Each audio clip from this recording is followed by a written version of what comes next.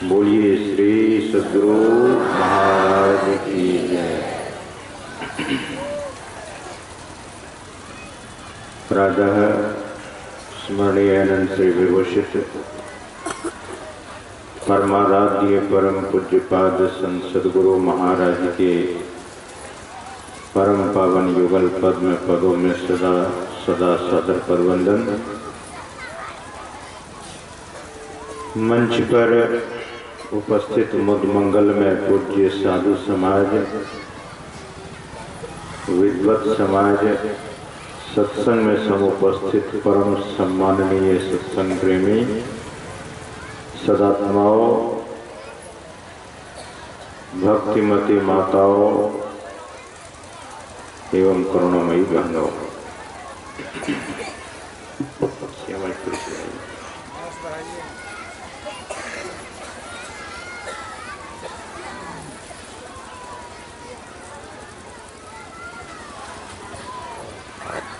सद्गुरु महाराज की महती कृपा से हम आप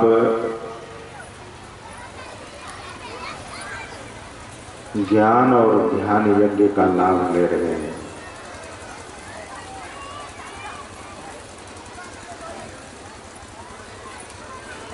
आज का विषय सत्संग में मनुष्य शरीर की महत्ता, मनुष्य शरीर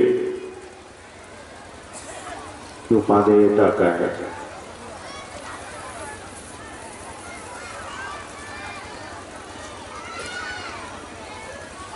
यह शरीर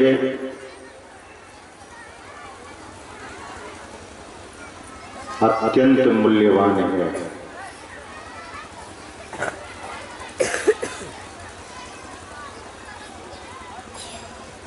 सद्गुरु महाराज के वचन में आया है,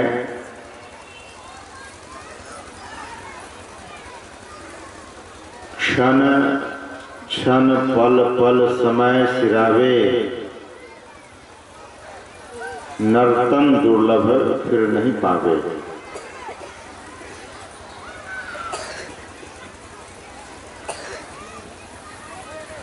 सद्गुरु महाराज याद दिला रहे हैं,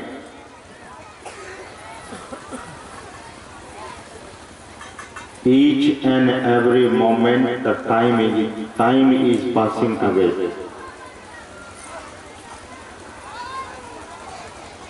किसके लिए? इसी मनुष्य जीवन के लिए कि यह शरीर बीत रहा है, समय के साथ यह बीता जा रहा है। जैसे आज सुबह बीत गया, दोपहर भी बीत गया, अगर सुबह आज वाला ढूंढेंगे तो नहीं मिलेगा।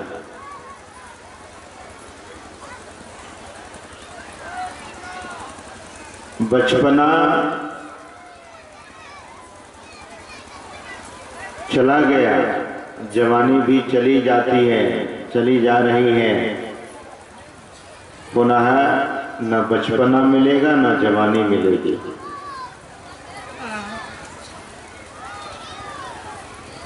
एक संत ने कहा कि हर आदमी की कहानी इस दुनिया में लिखी जाती है, किसी की गुप्त रूप में, किसी की प्रकट रूप में। संत महात्मा लोग हम आपको सावधान करते हैं कि जरा इस मनुष्य शरीर के तरफ विचार कीजिए।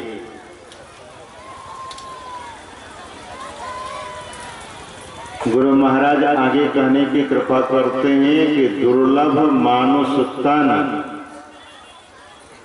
करिए गुरु भजन,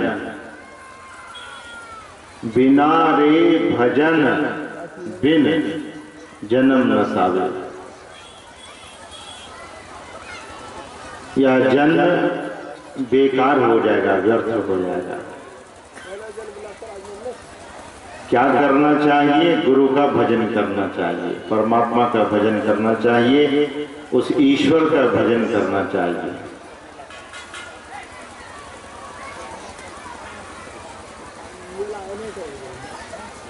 लेकिन संत महात्माओं की बातों को जिन्होंने माना, जो माने, उनका जीवन सज गया, उनका जीवन संवर गया।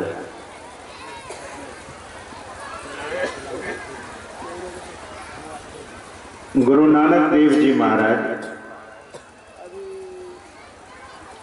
बंगाल गए, बंगाल से भी आगे। लोग कहते हैं कि एक जगह है भारत के पूर्व में जिसको त्रिया राज्य कहा जाता है। मर्दाना को एक जादू जानने वाली नारी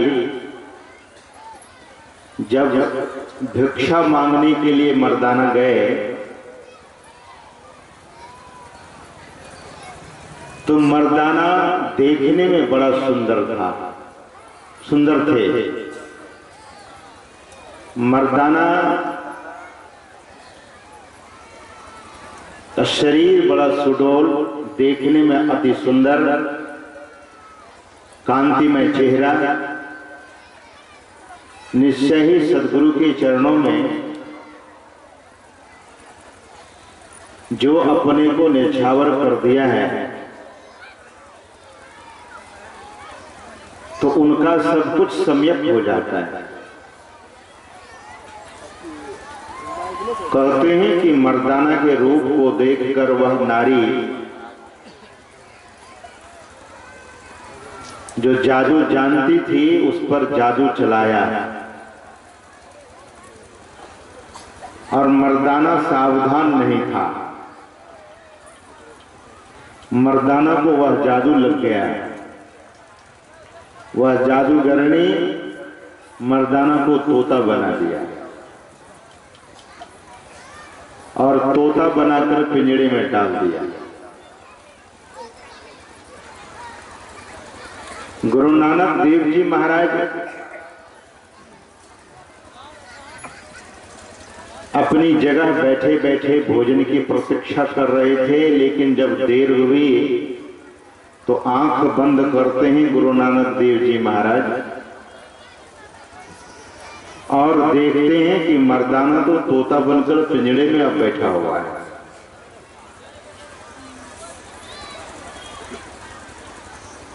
गुरु नानक देव जी महाराज अपने आसन पर से उठे और डंडा लेकर चले वहीं जहां मर्दाना को तोता बनाकर पिंजड़े में बंद कर दिया था। कहते हैं कि नानक देव जी महाराज मर्दाना से पूछने लगे कि तुम कैसे तोता बना और पिंजड़े में कैसे? मर्दाना उस पिंजड़े से कहता है कि महाराज, हे संत सद्गुरु, मैं भी अपने जीवन में पहली बार असावधान हुआ। गुरु नाम को छोड़कर जो नारी भिक्षा देने आई थी उसी को मैं देखने लगा था। यही मुझसे भूल हो गई और जिस भूल की सजा मुझे मिल रही है। गुरु नानक देव जी महाराज ने पूछा कि तुम तोता ही बनकर रहना चाहते हो कि साथ में आओगे? मर्दाना ने कहा कि नहीं, मैं तोता बनकर कैसे रह सकता हूं यहां। आपने जब मुझे अपनी शरण में लिया था तो मैं आपसे यह गुहार लगाया था कि अपने चरण से कभी अलग नहीं कीजिएगा। तो हे सद्गुरु, आप इस तरह से पूछ रहे हैं, अगर आप ऐसे पूछेंगे तो मैं अनाथ हो जाऊंगा। कहते हैं कि गुरु नानक देव जी महाराज ने कहा कि जब तक नानक इस धरती पर है, ऐ मर्दाना, तब तक तुम कभी अनाथ नहीं होगे। निकल आओ पिंजड़े से बाहर। सदगुरु के शब्द को सुना मर्दाना कि निकल आओ पिंजड़े से बाहर, तो वह पिंजड़ा को तोड़ते हुए मर्दाना गुरु नानक देव के चरणों में उपस्थित हो गया। गुरु की महिमा ऐसी है, शब्द ही बहुत है। बोल दिए कि पिंजड़े से बाहर आ जाओ, तो मर्दाना बाहर आ गया। वह जादूगरनी अपने खिड़की से झांक रही थी, पूरी ताकत लगा दी थी, और जब उनका कुछ नहीं चला तब गुरु नानक देव जी महाराज के चरणों में आकर वह भी माथा रखती हैं, और वह भी गुरु नानक की शिष्या हो गई। वह तंत्र मंत्र के जाल से वो भी बाहर आ गई। ऐसी महती कृपा होती है संत सदगुरु की। हम आपका यह शरीर भी पिंजड़ा है, पिंजड़ा है। सप्त धातु का काया पिंजरा गुरु गोरखनाथ जी महाराज कहते हैं। ता माही जुगत बिन सुआ। इस शरीर रूपी पिंजरे में यह जीव पड़ा हुआ है, और बिना जुगती के गुरु गोरखनाथ जी महाराज कहते हैं कि सदगुरु मिले तो उबरे बाबू, और नहीं तो परलय हुआ। सदगुरु मिलेंगे तब तो उबर जाएंगे, और अगर सदगुरु न मिले तो यह जीव सदा प्रलय में पड़ा रहेगा। इस प्रलय से बचाने वाले कौन हैं? एक कवि हुए हैं, दिनकर कवि।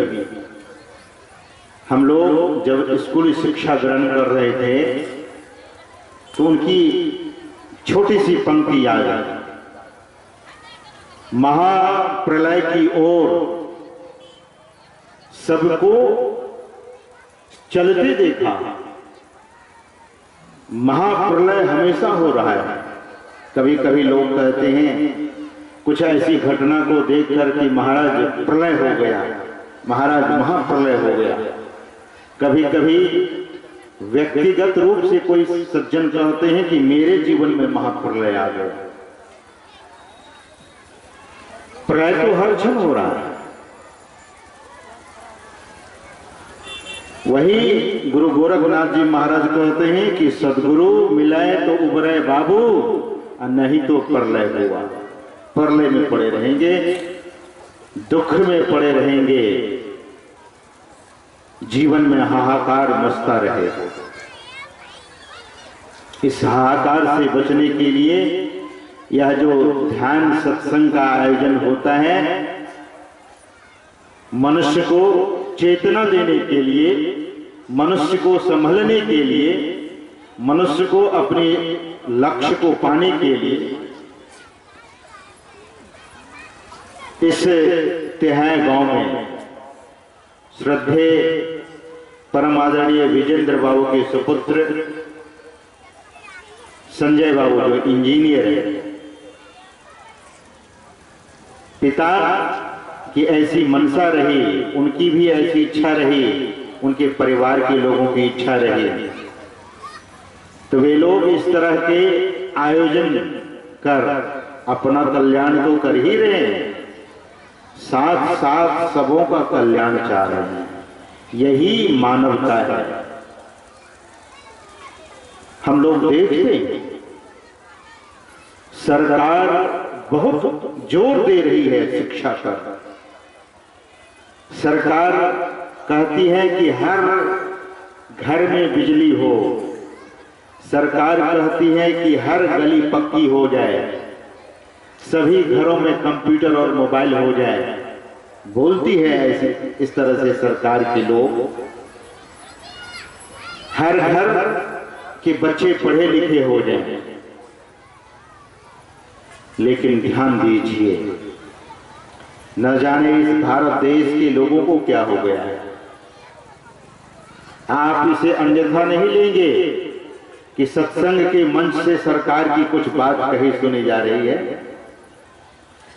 हम सरकार के उस प्रतिनिधि से अवश्य कहते हैं, उनसे यह गुजारिश करते हैं, उनसे यह निवेदन करते हैं कि आपके एजेंडा में बहुत कुछ है, लेकिन आपके एजेंडा में जिस दिन सत्संग को शामिल कर लिया जाएगा, जिस दिन ध्यान को शामिल कर लिया जाएगा, यह देश वही फिर सोने की चिड़िया कहलाने लगेगा।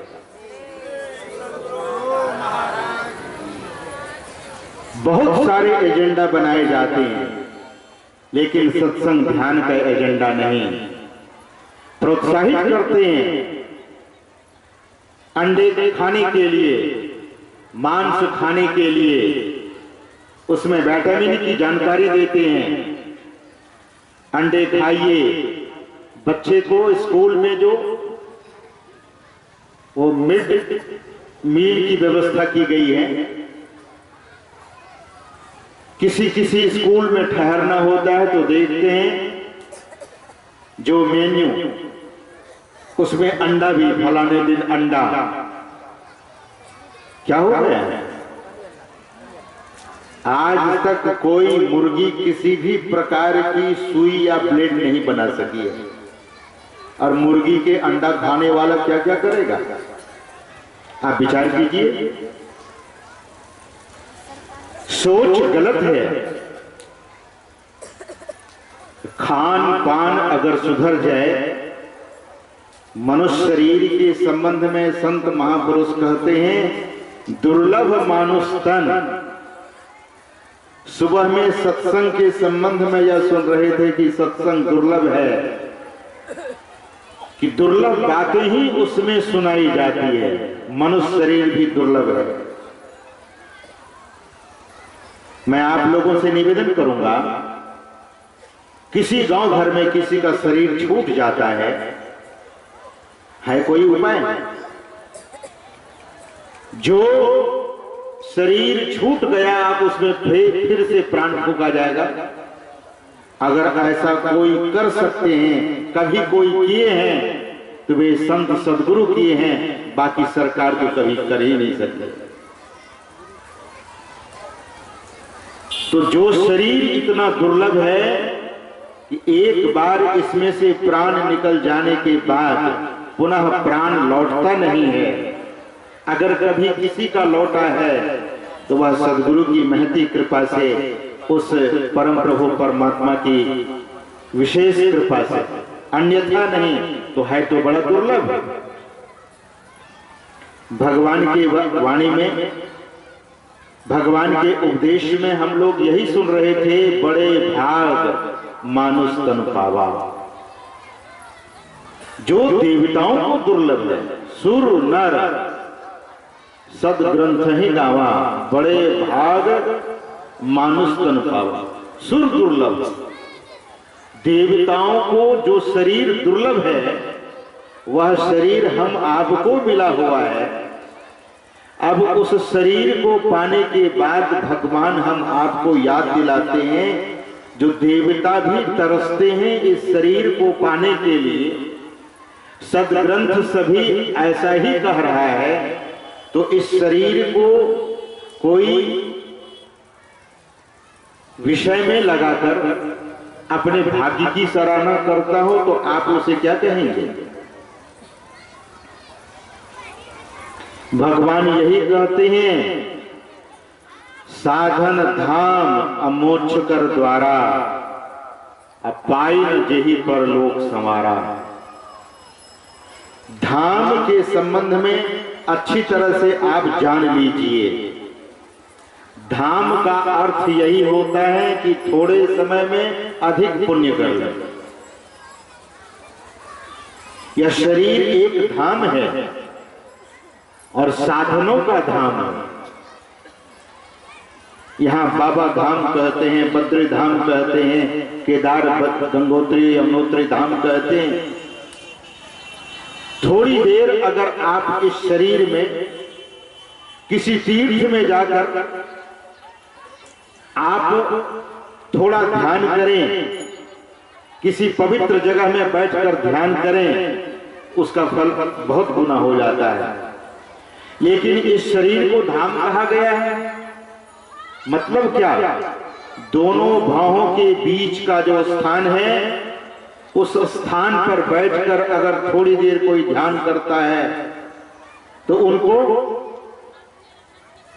बहुत गुना जप का फल मिलता है, बहुत गुना ध्यान का फल मिलता है। इस धाम से बढ़कर और कोई धाम ही नहीं है, शरीर रूपी धाम से बढ़कर। भगवान कहते हैं यह मोक्ष का द्वार है। अगर स्वर्ग जाना चाहते हैं तो शरीर में रहते हुए ऐसा कर्तव्य कीजिए, ऐसा कर्म कीजिए तो व्यक्ति स्वर्ग चला जाता है।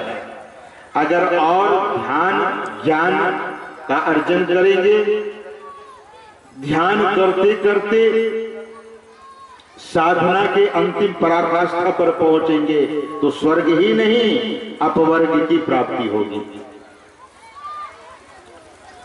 काकभूषण जी गरुड़ जी से कहते हैं कि स्वर्ग नरक अपवर्ग निषेधी। या तो स्वर्ग नरक की निशानी इस शरीर में लगी हुई है। निशानी मतलब सीढ़ी, किधर जाना चाहते हैं।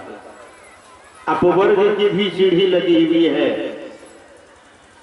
अगर कोई व्यक्ति इस शरीर में रहकर, जैसा कि भगवान श्री राम कहते हैं, नर्तन पाए विषय मन देही पलट सुधाते सठ बिसलेही। मनुष्य का शरीर पाकर विषयों में मन लगाता है तो वह मूढ़ है, वह सठ है, वे नरकगामी होंगे।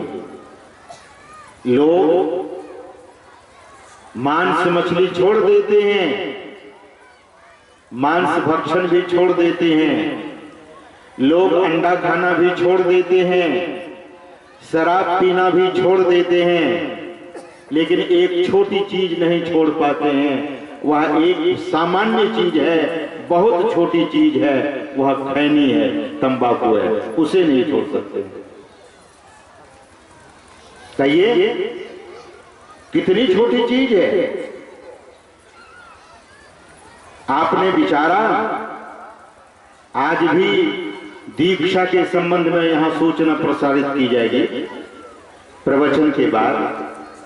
उसमें कहा जाता है कि जो व्यक्ति दीक्षा लेना चाहते हैं 6 महीने पूर्व से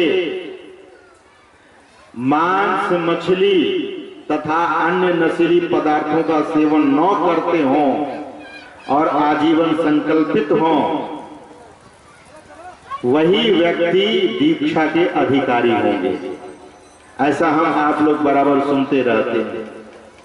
आपके मन में कदाचित कभी यह प्रश्न हुआ होगा कि 3 महीने क्यों नहीं, 4 महीने क्यों नहीं, 5 महीने क्यों नहीं, 7 महीने क्यों नहीं, 6 महीने क्यों?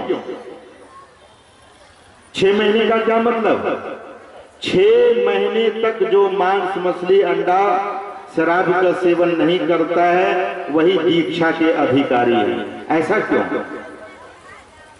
इसलिए कि 6 महीने तक नशीली पदार्थों का परमाणु शरीर में, वह दूषित ऊर्जा शरीर में रहती है। इसीलिए 6 महीने कहा जाता है कि 6 महीने तक आप निरामिष रहें, पवित्रता का पालन करें। 6 महीने का कारण यही है, मनुष्य अगर एक बार किसी भी नशीली वस्तु को खाता है तो अपने ऊर्जा को वह दूषित कर लेता है। हमने देखा कि बहुत सारे सत्संगी जन जो बहुत पुराने हैं और बुजुर्ग भी हैं, सब कुछ तो छोड़ दिया लेकिन तंबाकू नहीं छोड़ पाए, और बाद में कभी कहते हैं कि महाराज ध्यान तो बनता ही नहीं, एक तंबाकू नहीं छोड़ सकते।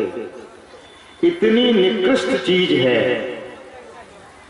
इतनी छोटी सी चीज है और इतनी गंदी चीज है, उसको नहीं छोड़ सकते तो पिंड को छोड़कर ब्रह्मांड में जाना क्या कोई बच्चों का खेल है? छोटी छोटी चीजों में यह मन लगा रहता है। जरा विचार कीजिए, मनुष्य शरीर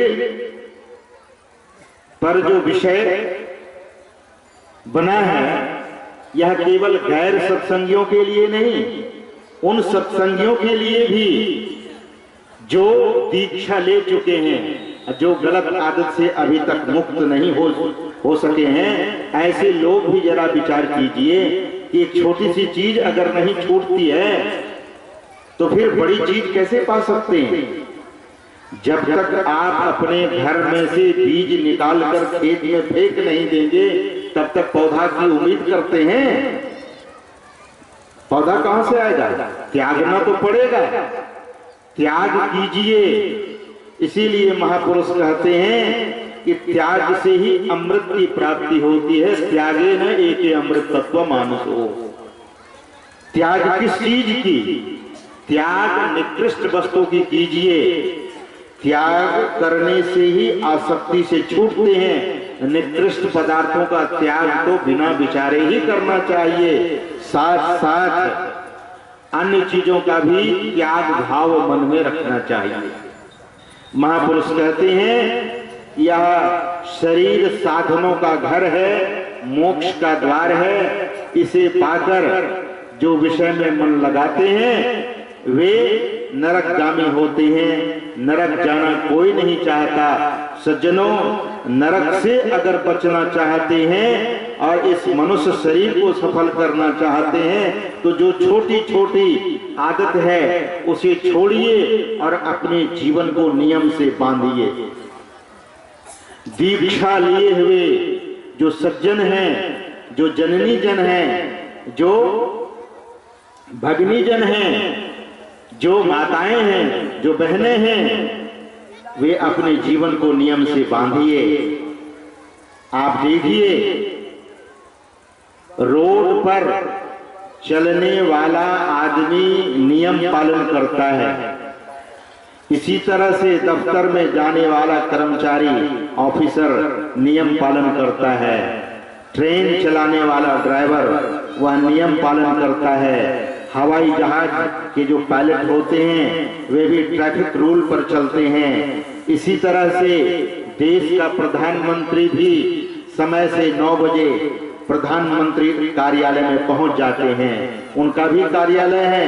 ऐसा मत समझिए कि प्रधानमंत्री एक बार बन गए तो बिल्कुल वो बैठ गए। उस पर सबसे बड़ी जिम्मेदारी है। प्रधानमंत्री 9 बजे ऑफिस आते हैं और फिर जाने का समय निश्चित नहीं होता है कि कब वे जाएंगे, लेकिन वे भी समय का पालन करते हैं, वे भी नियम का पालन करते हैं। इसी तरह से जो मुख्यमंत्री होते हैं, चाहे वित्त मंत्री है, चाहे अन्य कोई मंत्री है, सभी लोग नियम में रहते हैं।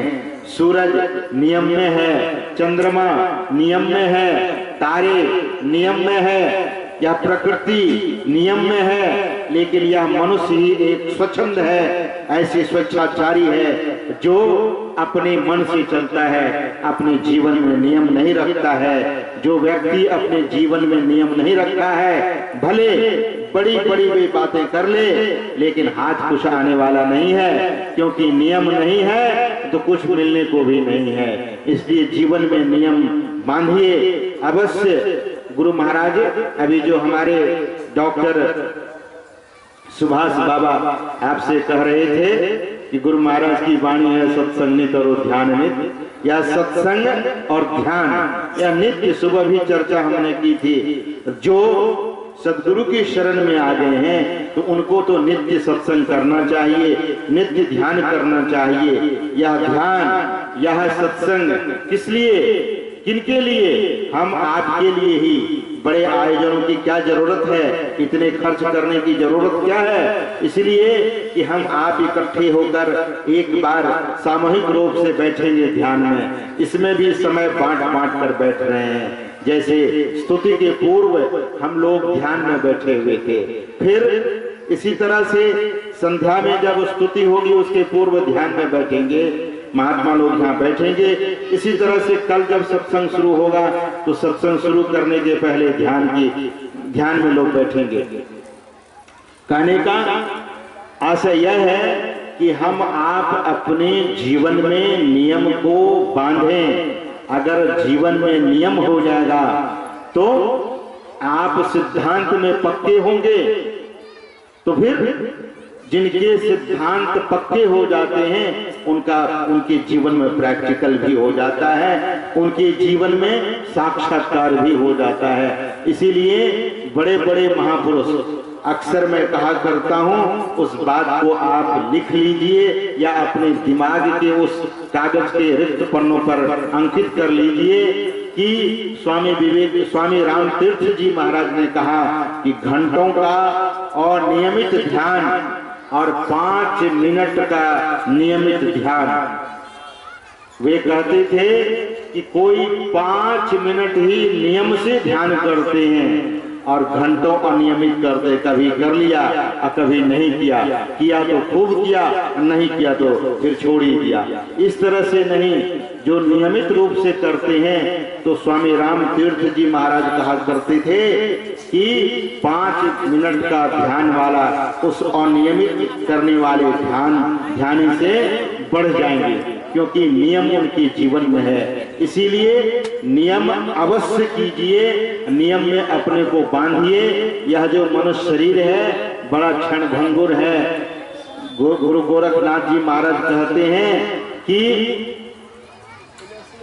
काया हंस संगी हो आवा, जाता जोगी किन्हों न पावा। या काया और हंस दोनों संग संग आता है, लेकिन जब जाने की बारी आती है तो हंस उड़ जाता है और यह काया यहीं पड़ी रह जाती है। इस शरीर यही हालत है। भगवान बुद्ध कहते हैं कि यह शरीर बेजान बेकार लट्ठे की तरह पड़ा रह जाएगा। भगवान बुद्ध भी सावधान करते हैं। भगवान बुद्ध कहते हैं कि जीवन में अगर नियम नहीं है, जीवन में सावधानी नहीं है, तो उस व्यक्ति की हालत बिल्कुल बहुत ही बुरी हालत में वह चला जाएगा। भगवान बुद्ध कहते हैं कि मकान का अगर मरम्मत कोई नहीं करता तो यह मकान के लिए धब्बा है और पहरेदार के लिए आलस धब्बा है। इसी तरह से बदचलनी औरत के लिए बदचाल धब्बा है। भगवान बुद्ध कहते थे कि भजन करने वाले के लिए प्रमाद धब्बा है। कहते हैं कि जो भजन करने में प्रमाद करते हैं, आलस करते हैं, उसके लिए फिर सफलता बहुत दूर हो जाएगी। इसीलिए महापुरुष कहते हैं कि भजन में आलस नहीं कीजिए, यह जीवन बड़ा क्षण भंगुर है। तो इस तरह से भगवान श्री राम आगे कहते कहा क्या कि आकर 4,84,000 जोनि भ्रमत यह जीव अविनाशी, फिरत सदा माया कर प्रेरा, काल कर्म स्वभाव गुण घेरा, कभोग करी करुणा नर देही, अदेत ईश बिनु हेतु सनेही, करंधार सदगुरु गृह नावा, दुर्लभ साज सुलभ करी पावा, जोन तरई भव सागर नर समाज अस्पाय, अशोकृत निंदक मंदमति आत्महन गति जाय। भगवान श्री राम अंत में वह फल भी बताते हैं, लेकिन हम आपको यह संकेत करते हैं कि हम आपको किनकी शरण में जाना चाहिए, किस तरह से भक्ति करनी चाहिए। तो भगवान कहते हैं कि बड़े भाग्य से कबहू करी करुणा नर देही, देत ईश बिनु हेतु स्नेही, बिना ही कोई कुछ किए हम लोगों ने बहुत कुछ परमात्मा के लिए किया है, सो बात नहीं है। परमात्मा की ही अहेतुकी कृपा हुई है जो यह मनुष्य शरीर हम आपको मिला है। इस मनुष्य शरीर को पाकर अगर सदगुरु के शरण में नहीं गए, जैसा कि भगवान श्री राम इशारा करते हैं कि सदगुरु की शरण में हम आपको जाना चाहिए, तो सदगुरु की शरण में जाने के लिए भगवान श्री राम का संकेत है। दरअसल में यह जीव गुरुदेव की बात को मानने से जो संत सदगुरु इस जगत में बहुत ऐसे संत सदगुरु हुए, उन्हीं संत सदगुरुओं में संत सदगुरु महर्षि में ही परमहंस जी महाराज हम आपके बीच में अवतरित हुए। ऐसे संत सदगुरु जो अभी इस कलिकाल में भव सागर के उस पोत के संवाहक हैं, उनको खेनेहार हैं। ऐसे उस पोत जो भव सागर को भक्ति रूपी पोत को खेने वाले हैं, उस पर अवश्य अपने को सवार कीजिए। ये कहते हैं स्वामी ब्रह्मानंद जी महाराज कि काम क्रोध मद लोभ में जीव बहे सारे, सारे जीव उस धारा में बहता हुआ जा रहा है। नाम जहाज बिठाकर सदगुरु पल में तारे। ब्रह्मानंद जी महाराज कहते हैं कि नाम जहाज पर सदगुरु बिठा देते हैं और पल में इस जीव का उद्धार कर देते हैं। वे फिर कहते हैं कि नाना पंथ जगत में निज निज गुण गावे, सबका सार बताकर सदगुरु मार्ग लावे। वे कहते हैं इस जगत में इतने पंथ हैं, इतने संप्रदाय हैं कि सब अपना अपना निज निज गुण गाता है, अपनी अपनी बड़ाई करता है, लेकिन सदगुरु क्या करते हैं? सबका सार बताकर what is the essential thing for to do for the साधका, साधक को क्या सार है उसको करने के लिए इस जगत में सदगुरु ही संदेश देते हैं। सबका सार बताकर सदगुरु मार्ग लावे, उस मार्ग पर इस जीव को लाकर आरूढ़ कर देता है। इस सदगुरु आरूढ़ कर देते हैं, उस पर लाकर खड़े कर देते हैं। ऐसे सदगुरु की बड़ी दुहाई है। संत कबीर साहब कहते हैं गुरुदेव के भेद को जीव जाने नहीं, जीव तो अपनी बुद्धि ठाने, यह जीव अपनी ही बुद्धि ठानता है। दरअसल में इस पंक्ति को कहकर मुझे एक घटना की याद आती है। गुरु नानक देव जी महाराज एक बार पंजाब से महाराष्ट्र की ओर गए। गुरु नानक देव जी महाराज, जैसा कि अभी थोड़ी देर पहले हम आपको कह रहे थे कि गुरु नानक देव जी महाराज के साथ बाला और मर्दाना चला करते थे, तो ये मर्दाना और बाला ये दोनों नानक देव जी महाराज के साथ हो लिए। इसी तरह से बहुत जगह नानक देव जी महाराज बाला और मर्दाना को लेकर जाते थे। कहते हैं कि गुरु नानक देव जी महाराज एक बार बगदाद गए। बगदाद इराक में है।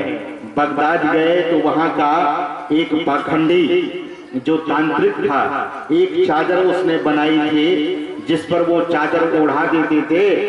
उस पाखंडी का वह व्यक्ति शिष्य हो जाता था, क्योंकि उस चादर में ऐसी करामत कर रखी थी।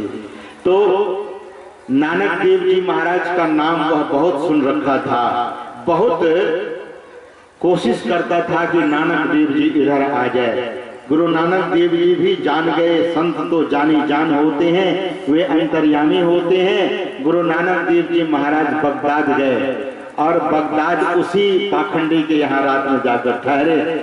जब वहां ठहरे तो वह पाखंडी बड़ा खुश हुआ कि जिस व्यक्ति की प्रतीक्षा में कर रहा था, ये इतने बड़े प्रचारक हैं धर्म के, अगर मैं अपने धर्म में इनको मिला लूंगा, अपना प्रभाव दे दूंगा, तो यह मेरे शिष्य हो जाएंगे और फिर मेरे धर्म का प्रचार करेगा। इस तरह से गुरु नानक देव जी महाराज के संबंध में वह पाखंडी ने कहा कि मेरे यहाँ एक रस्म है खाने पीने की बात हम पीछे करते हैं, पहले चादर ओढ़ाकर लोगों का सम्मान करते हैं। इसीलिए आपके शिष्य दोनों को चादर ओढ़ाएंगे, अब बाद में फिर वही चादर आपको भी ओढ़ाएंगे। तो नानक देव जी महाराज ने कहा कि मुझे ही केवल ओढ़ा दो चादर, क्योंकि मेरे शिष्य को क्या ओढ़ाओगे, मैं अगर आपका हो गया तो फिर ये दोनों भी हो जाएंगे। वह पाखंडी ने कहा कि ये तो बहुत अच्छी बात है, ज्यादा मेहनत नहीं करनी पड़ रही है। बोले ठीक है, पहले हम अपनी रस्म को पूरा करते हैं। कहते हैं कि नानक देव जी महाराज को वह पाखंडी वह चादर उड़ाता है, और जैसे ही उड़ाता है तो गुरु नानक देव जी महाराज बाला मर्दाना से कहने लगे कि चादर मुझे कुछ कह रही है, इसीलिए तुम दोनों आंख बंद करो। तो बाला मर्दाना तो आज्ञाकारी थे, दोनों ने आंख बंद किया और गुरु नानक देव जी महाराज बाला और मर्दाना को लेकर और उस पाखंडी के चादर को लेकर आसमान में उड़ गए, और उड़ते हुए पंजाब में आकर उतरे।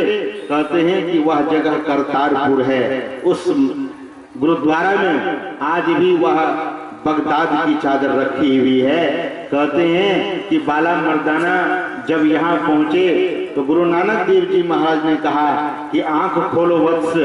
तो आंख खोले तो बोले महाराज ये तो हमारा पंजाब करतारपुर है, हम तो बगदाद में बैठे हुए थे, यहाँ से हजारों मील दूर बैठे हुए थे, यहाँ कैसे पहुंचे।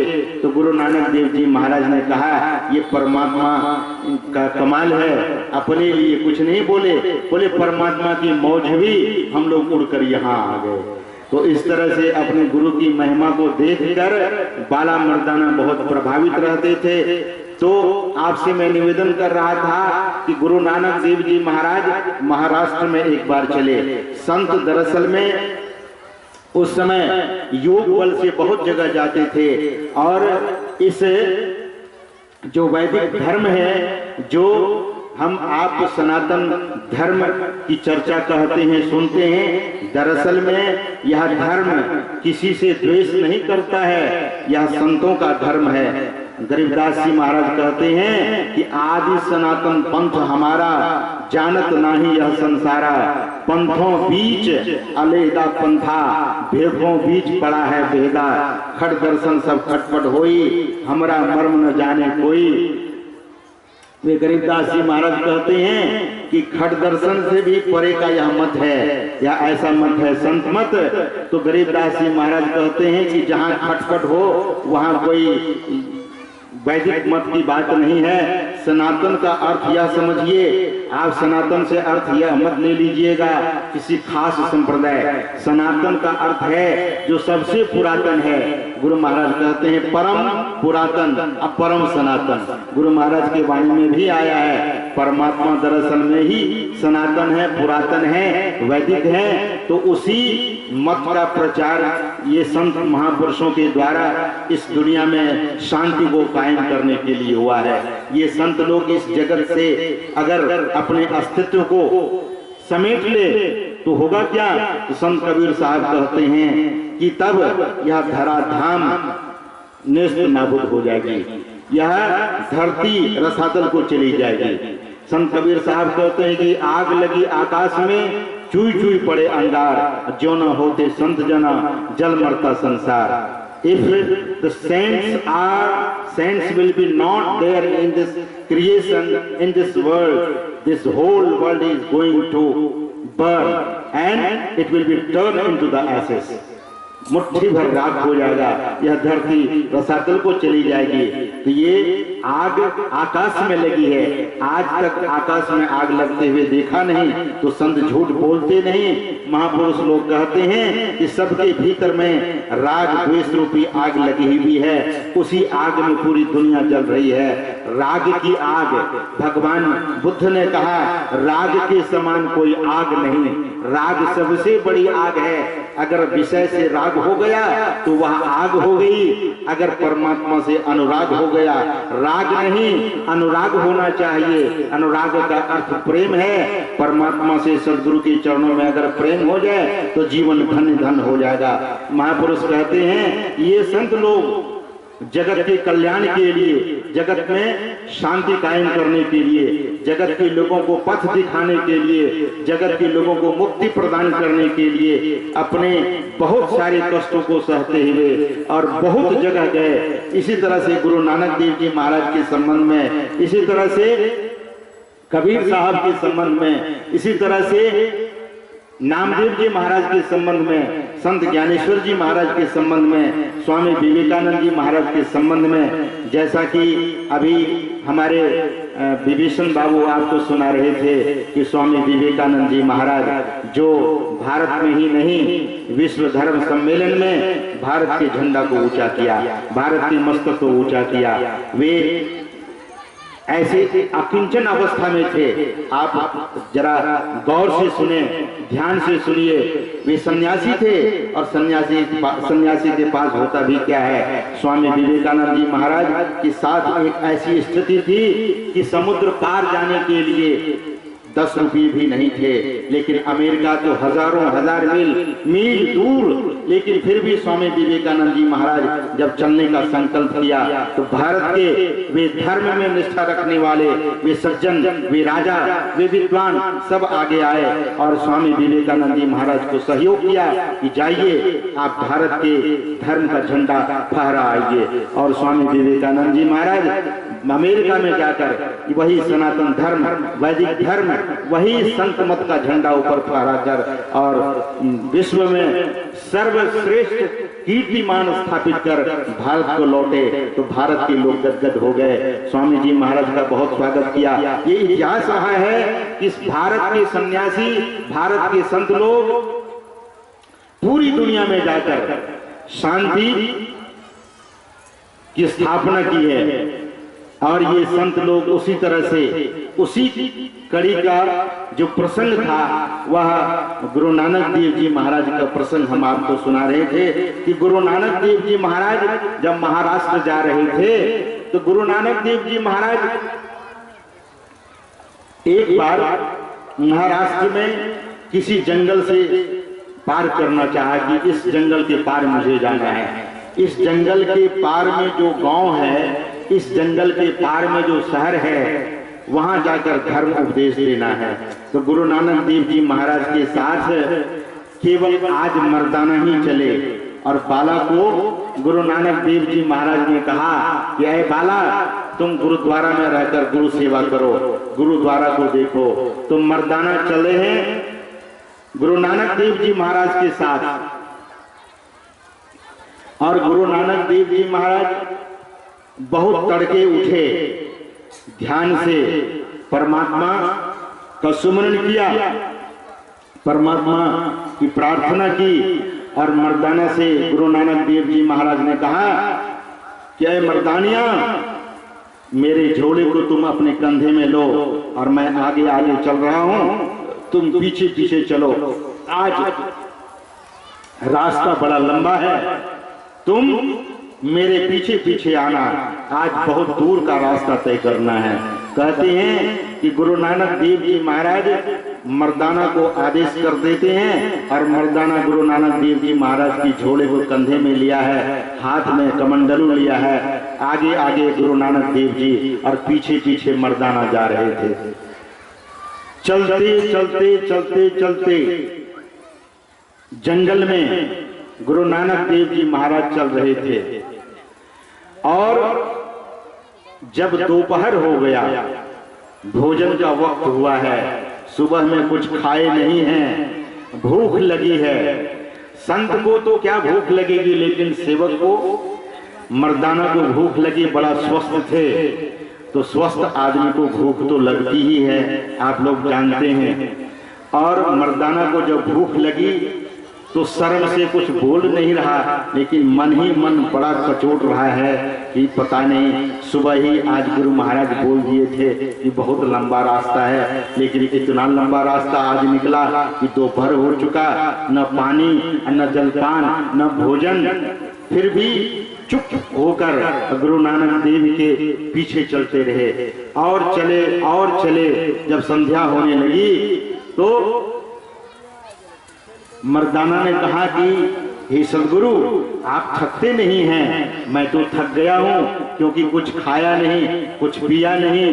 तो गुरु नानक देव जी महाराज ने कहा, अरे तू जवान है, तू मर्दाना है, तेरा नाम मर्दाना है और तुझे मैं मर्दाना कहता हूँ। मर्दाना होकर फिर कायरों की तरह कहता है, ये तो रास्ता ही ऐसा है। साधु वाला जो मार्ग है वह बड़ा पीहड़ है। दरअसल में साधुओं का जो मार्ग है उस पर चलना बड़ा कठिन है। उस मार्ग पर चलने वाला तो वीर ही होता है। मर्दाना तेरा नाम मर्दाना है, तू भी उसी तरह से कर। तू तो हर हमेशा मर्दानी की तरह किया है। ऐ मर्दानिया, आज तुझे क्या हो गया है? दरअसल में जिस पथ पर हम आप लोग चल रहे हैं यह वीरों का ही पथ है। इसमें जो काम से हारता है वही कायर है, जो क्रोध से हारता है वही कायर है, जो लोभ से हारता है वही कायर है। इन चीजों को जो जीतता है दरअसल में वही वीर है। व्यास स्मृति में व्यास जी महाराज कहते हैं कि न विजयासुरो वह सूर रणे हन्युहु बहवसुरा।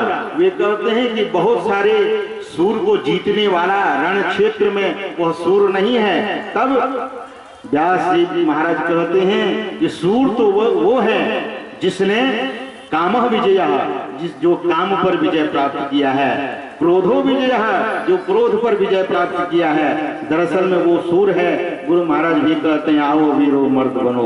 दरअसल में ये मर्दों का रास्ता है। वह नारी, आप देखेंगे जब देश स्वतंत्र था तो भारत की नारी भी मर्दाना का रोल करती थी, मर्दाना का स्वांग करती थी। दरअसल में यह वीरों का काम है, भक्ति के मार्ग पर चलने वाला। गुरु नानक देव जी महाराज ने मर्दाना को कहा, ऐ मर्दानिया, तू मर्दाना है, मर्दाना आओ मेरे पीछे पीछे। मर्दाना को थोड़ा सा ढाढ़स देने पर मर्दाना फिर पीछे पीछे चला। चलते चलते दिन डूब गया, सूर्यास्त हो गया, रात्रि हो गई और तब जंगल समाप्त हुआ। एक मंदिर दिखा। उस मंदिर में उस जमाने में बिजली नहीं हुआ करती थी। मंदिर में एक छोटा सा दीप टिमटिमा रहा था। बहुत दूर से कोई दीप जलाकर चला गया था, गांव आसपास में नहीं था। वह मंदिर भी जंगल के किनारे निर्जन स्थान में था। गुरु नानक देव जी महाराज ने कहा कि आज इसी मंदिर के बरामदे पर हम आराम करेंगे। तो मर्दाना ने कहा कि महाराज, एक तो सुबह कुछ नहीं मिला, दोपहर कुछ नहीं मिला और शाम में भी कुछ नहीं मिला है महाराज, अब रात का क्या होगा?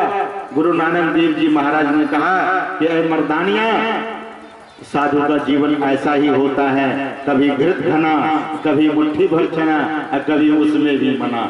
कभी लोग खिलाते हैं कि इतना खिलाते हैं और कभी रास्ता चलते हैं तो मिलता भी कुछ नहीं है। क्योंकि जब हम लोग चलते हैं तो बाहर का कुछ खाना तो बड़ा मुश्किल है, तो बाहर में नसीब नहीं होता।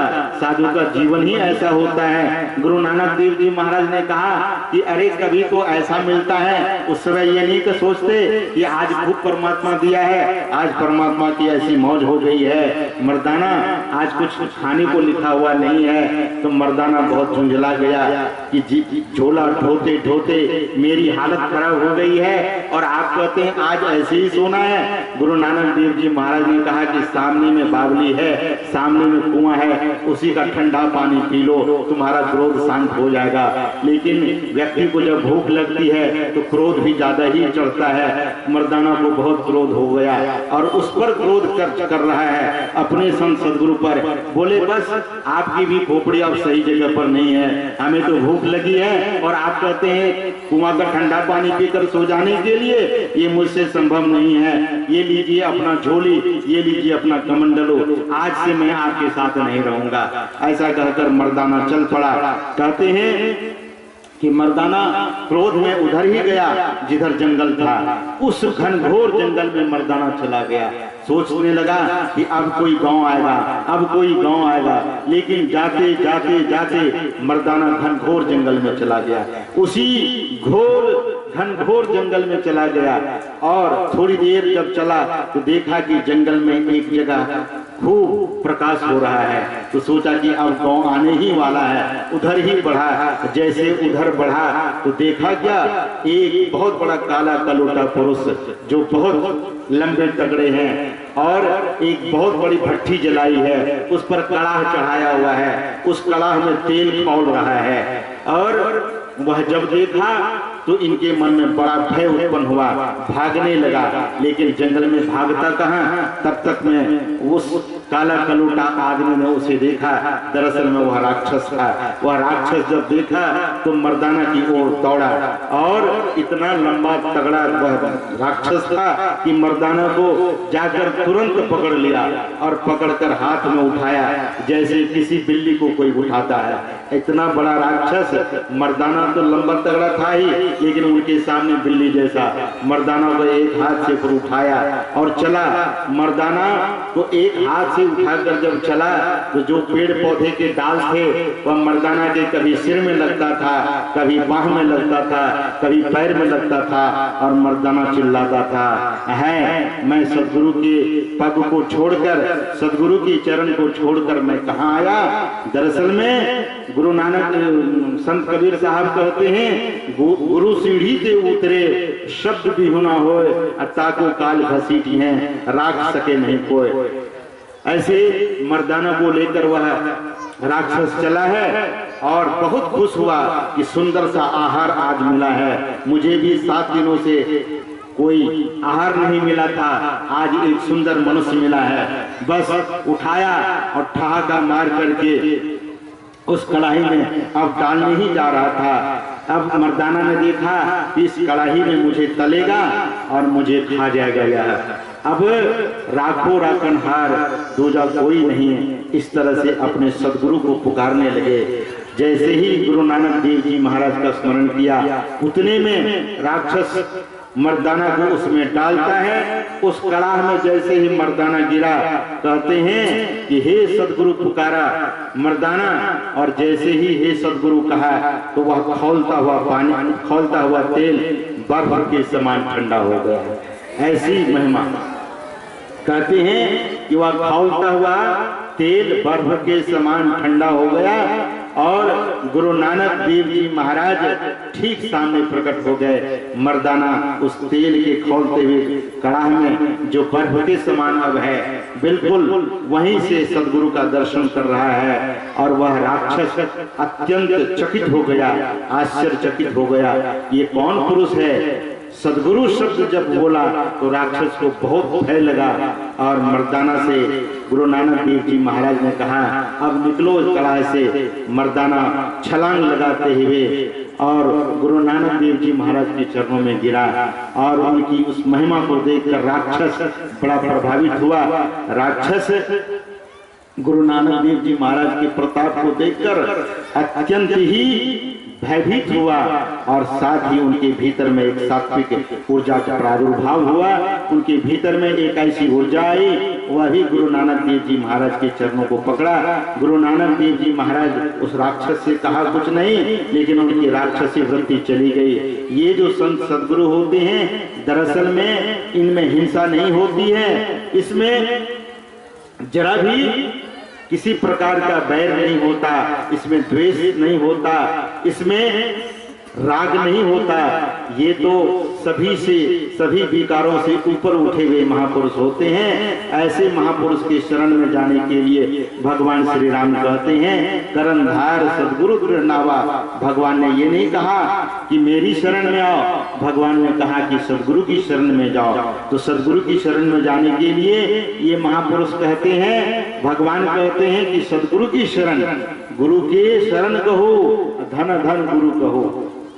गुरु महाराज के वचन में ऐसे संत सदगुरु के शरण में जाइए, वे क्या देंगे। सुबह में भी हम आप लोग चर्चा सुन रहे थे और गुरु महाराज कहते हैं कि आंधरी आंख सुझत रहे नाही, थे पड़े अंध अचेत है, करी कृपा गुरु भेद बताए, दृष्टि खुली मिटल अचेत है, भाव प्रकाश भय मिटल अंधियारे, सुख भयल बहु तेर है, गुरु कृपा की कीमत नाही, मिटल 84 फेर है। धन धन धान्य बाबा देवी साहब सदगुरु बंदी छोड़ है, तुम सम भेदी न नाही दयालु, में ही कहत कर जोड़ है। इस जीव के उद्धार का मार्ग संत महात्मा लोगों ने प्रशस्त किया है। जीव उद्धार का द्वार पुकार कहा, घट भीतर ही सब संतों ने उस परमात्मा को प्राप्त करने के लिए बाहर में रास्ता नहीं है और परमात्मा को प्राप्त करने के लिए रास्ता भी अनेक नहीं है। रास्ता सबके भीतर में है और रास्ता एक ही है। जिस तरह से भोजन करने के लिए रास्ता एक है, श्वास लेने के लिए नाक ही है, सुनने के लिए कान है, देखने के लिए आंख है, उसी तरह से परमात्मा को प्राप्त करने के लिए एक ही रास्ता है, वह अंतर का रास्ता है। उस रास्ता पर जो चलेंगे वे अपने मनुष्य जीवन को सफल करेंगे। यही भगवान श्री राम हम आपको संदेश दे रहे हैं। और अगर हम आप उनके इस संदेश उपदेश को नहीं मानेंगे तो भगवान ने अंत में कहा कि जो न तरई भव सागर नर समाज अस्पाय सो कृत निंदक मंदमती आत्महन गति जाए। आत्महत्या का दोष सबसे बड़ा दोष शास्त्रों में कहा गया है कि शास्त्र कहता है कि आत्महत्या करता है वह सबसे बड़ा दोषी, सबसे बड़ा पापी कहलाता है। भगवान श्री राम कहते हैं परमात्मा का भजन जो नहीं करते हैं उनको भी आत्महत्या का दोष लगता है। इसलिए उस दोष से हम अपने जीवन को बचावें, परमात्मा की भक्ति करें। परमात्मा की भक्ति बिना युक्ति के नहीं होते। जब तक युक्ति नहीं जानेंगे तो भक्ति भी ढंग से नहीं हो सकेगी। भक्ति के संबंध में हम आप लोग चर्चा करेंगे कल, लेकिन भक्ति करने के लिए युक्ति की जरूरत होती है। पूज्यपाद महर्षि साई स्वामी जी महाराज एक कथा कहा करते थे, एक छोटी सी लघु कथा है, उसे कहकर मैं अपने वाणी को विराम दूंगा। पूज्यपाद बाबा कहा करते थे कि एक सौदागर जो विदेश जाकर बहुत सारे चीजों को खरीद कर भारत में आकर बेचा करते थे। उस जमाने में साधन ऊंट होता था, तो सौदागर ऊंट से जाकर सौदा खरीदता था और भारत में लाकर बेचता था। वह सौदागर एक बार जब चला अरब देश को, तो कहते हैं कि उस सौदागर जो ऊंट को लेकर चलते थे तो जब रास्ते में भी रुकते थे तो ऊंट को बांधा करते थे। कहते हैं कि ऊंट की रस्सी एक दिन खो गई, तो सोचने लगे कि अब संध्या हो गई है, ठहरना है और रस्सी खो गई है, ऊंट को बांधेंगे कैसे। तो बहुत उपाय भी सोचने लगे, लेकिन जब कोई उपाय नहीं सूझा तो थोड़ी ही दूर में एक महात्मा की कुटिया थी। महात्मा के पास गए, हाथ जोड़कर महात्मा से कहने लगे कि महाराज मैं एक सौदागर हूँ और मेरे पास थोड़े ऊंट है जिसको लेकर मैं अरब देश को जा रहा हूँ। महाराज आपकी कुटिया में कोई रस्सी हो तो आप दे दीजिए, जिससे मैं अपने ऊंटों को बांधकर वहाँ विश्राम करूंगा। तो महात्मा ने कहा कि मेरे पास रस्सी उस्सी नहीं है, अगर तुम्हें युक्ति चाहिए तो मैं बता देता हूँ, तुम्हारा ऊंट बंध जाएगा। तो सौदागर ने पूछा कि मेरा ऊंट कैसे बंधेगा महाराज। महात्मा ने कहा कि जिस तरह से तुम सब दिन ऊंट को बांधते हो उसी तरह से बांधने का स्वांग करना, उनके गले में हाथ फेरना और गले से हाथ ले जाते हुए जमीन तक ले जाना और जमीन पर कोई पत्थर ठोकना, ठुक ठुक की आवाज होगी तो ऊंट बैठ जाएगा। इसी तरह से सभी ऊंटों को करना तो सारे ऊंट बैठ जाएंगे, वो बंध जाएगा। बोले महाराज जी ये संभव है, ये कैसे होगा। बोले तुम जाकर करो। वह आदमी गया, उसी तरह से वह सौदागर अपने ऊंट को उसी तरह से बांधने का स्वांग किया। एक ऊंट को गले में हाथ फेरा और गले से हाथ खींचते हुए जमीन तक ले गया और एक पत्थर से ठोका, जैसे ठुक ठुक की आवाज हुई। ऊंट समझ लिया कि मैं बांधा चला गया। ऊंट बंधा यह समझा, तुरंत एक ऊंट बैठ गया। बड़ा हैरानी हुई उनको कि महात्मा जी की युक्ति तो बड़ी अच्छी है। फिर इसी तरह से दूसरे तीसरे चौथे पांचवें ऊंट को बांधा और वह सौदागर रात्रि में विश्राम किया और सुबह जब चलने लगे तो ऊंट को गए उठाने के लिए, लेकिन एक भी ऊंट नहीं उठता था। अब बड़ा वो घबरा गया कि आखिर यह ऊंट उठता क्यों नहीं है, इसको तो बांधे नहीं है, उठता ही नहीं है। बहुत कोशिश किया, बहुत प्रयत्न किया, तब भी ऊंट जब नहीं उठा तो दौड़ करके महात्मा जी के पास गए। बोले महाराज कोई जादू कुछ मंत्र तो नहीं कर दिया आपने, मेरा एक भी ऊंट नहीं उठ रहा है। बहुत कोशिश किया। महात्मा जी ने कहा कि ऊंट को खोला मैं जादू उदू तो नहीं किया, तुम ऊंट को खोले क्या? बोले महाराज बांधे ही नहीं तो खोलेंगे क्या? बोले हाँ तुम बांधे हो, जिस तरह से बांधे हो उसी तरह से खोलने का स्वांग करोगे तब तुम्हारा ऊंट उठेगा। वह सौदागर आया अपने ऊंट के पास और उसी तरह से खोलने का जब स्वांग किया तो एक ऊंट धड़फड़ा कर उठ गया। फिर इसी तरह से दूसरे तीसरे चौथे भी उठने लगे। कहने का मतलब ये है कि युक्ति बता दिया संत ने, तो युक्ति से बात सहज में बन जाती है। जो ईश्वर भक्ति की युक्ति जानते हैं उनकी बात, उनकी साधना सफल हो जाती है। और जो युक्ति नहीं जानते हैं लाख प्रयत्न करे उससे उनकी साधना सफल नहीं होती, उनकी साधना व्यर्थ हुआ करती है। इसीलिए महापुरुष कहते हैं कि सत सरल युक्ति पासना, और पास है तो क्या, युक्ति भी सरल होनी चाहिए। गुरु महाराज कहते हैं कि योग हृदय में वासना तनवास है तो क्या, सत सरल युक्ति पासना और पास है तो क्या। तो सत सरल युक्ति हम आपको चाहिए, सत सरल युक्ति पाकर और भक्ति करें तो हम आपका यह मनुष्य जीवन सफल होगा। तो समय 5 से अधिक हुआ जा रहा है, सर्दी का समय है, लोग दूर दराज से आए हैं, लोगों को जाना भी है। तो इन्हीं शब्दों के साथ शेष जानकारी हमारे मंच संचालक महोदय